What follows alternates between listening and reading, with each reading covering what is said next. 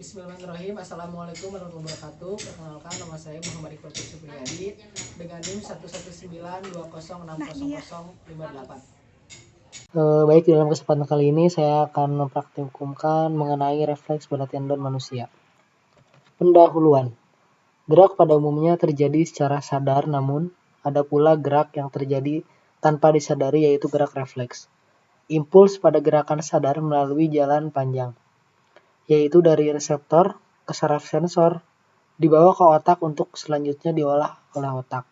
Kemudian, hasil olahan otak berupa tanggapan dibawa oleh syaraf motorik sebagai perintah yang harus dilaksanakan oleh efektor. Gerak refleks berjalan sangat cepat dan tanggapnya terjadi secara otomatis terhadap rangsangan tanpa memerlukan kontrol dari otak. Jadi, dapat dikatakan gerak refleks terjadi tanpa dipengaruhi kehendak atau tanpa disadari terlebih dahulu. Tujuan pada praktikum kali ini yaitu untuk mempelajari reaksi-reaksi pada beberapa bagian tubuh sebagai akibat dari rangsangan. Untuk alat dan bahan yang diperlukan dalam praktikum kali ini, alat yang pertama yaitu ada senter, yang kedua handphone, yang ketiga barang berat, yang keempat kursi. Untuk bahan yang dibutuhkan dalam praktikum kali ini yaitu anggota tubuh praktikum itu sendiri, yaitu mata, lutut, mulut, telapak kaki, dan yang terakhir adalah telapak tangan. Refleks pada pupil. Langkah kerja yang pertama, refleks pada pupil.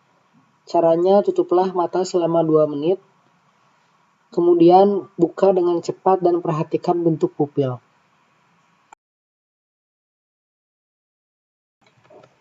Selanjutnya, refleks pada pupil dengan tiba-tiba.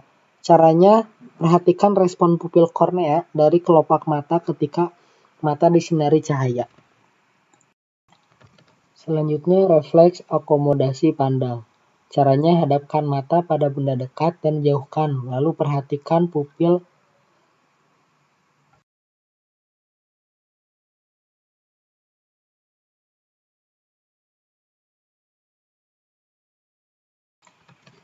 Lalu yang selanjutnya, refleks menelan. Caranya, telan air ludah, kemudian minum air dan ulangi menelan, lalu rasakan apa bedanya. Lalu refleks telapak tangan. Caranya, jatuhkan benda pada telapak tangan, lalu perhatikan refleks tangan terhadap benda tersebut. Lalu selanjutnya, refleks patella. Duduk di kursi dengan posisi kaki menggantung, lalu pukul patella. Lalu selanjutnya, refleks pada telapak kaki. Caranya, gelitik telapak kaki, lalu perhatikan refleks pada jari-jari kaki. Selanjutnya, refleks bersin. Amatilah aksi yang terjadi pada waktu bersin kelopak mata, bahu, leher, dan kepala. Pembahasan. Yang pertama, refleks pada pupil. Terdapatnya rangsangan pupil membesar ketika mata dibuka. Ketika mata ditutup, maka tidak ada cahaya yang masuk, sehingga pupil akan membesar. Sebaliknya, ketika mata dibuka, maka akan ada cahaya yang masuk, menyebabkan pupil mengecil. Ini karena pupil berfungsi sebagai pengatur masuknya cahaya. Yang kedua, refleks pupil dengan tiba-tiba. Terdapatnya rangsangan pupil mengecil ketika diberi cahaya, sama halnya yang telah dijelaskan pada refleks pada pupil. Yang ketiga, refleks akomodasi pandang. Terdapatnya rangsangan pupil mengecil ketika pada benda mendekat, sebaliknya membesar ketika ada benda menjauh. Hal ini karena adanya perubahan kontraksi otot Q-laris yang mengendalikan bentuk lensa untuk mengubah jarak fokus pada mata. Nomor 4, refleks menelan. Terdapatnya rangsangan yaitu adanya perbedaan kecepatan menelan.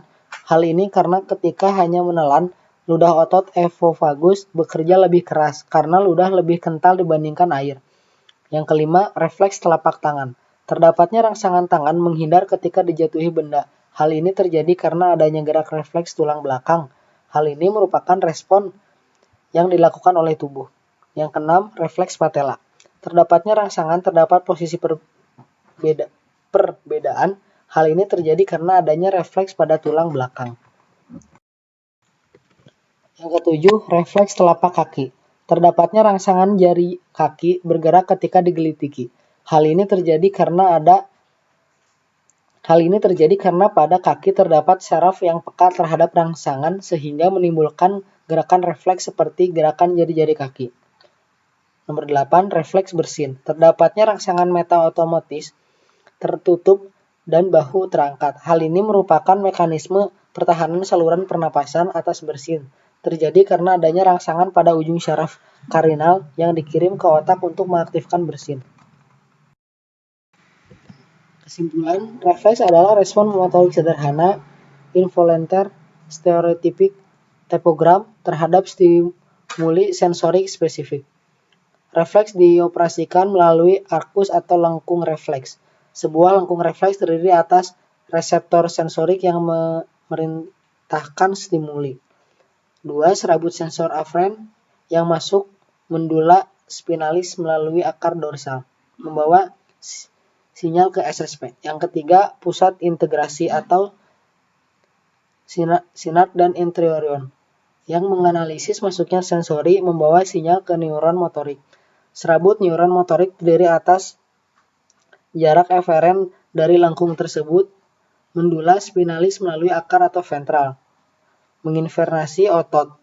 Gerak refleks dibedakan menjadi dua, yaitu refleks fisiologi dan refleks patologis. Refleks fisiologis dibagi menjadi refleks somatis dan otonim. Berdasarkan jumlah neuron refleks somatis dibedakan menjadi refleks monosinaptik dan polismatik. Terima kasih, mungkin itu saja yang dapat saya sampaikan dalam praktikum kali ini. Wassalamualaikum warahmatullahi wabarakatuh.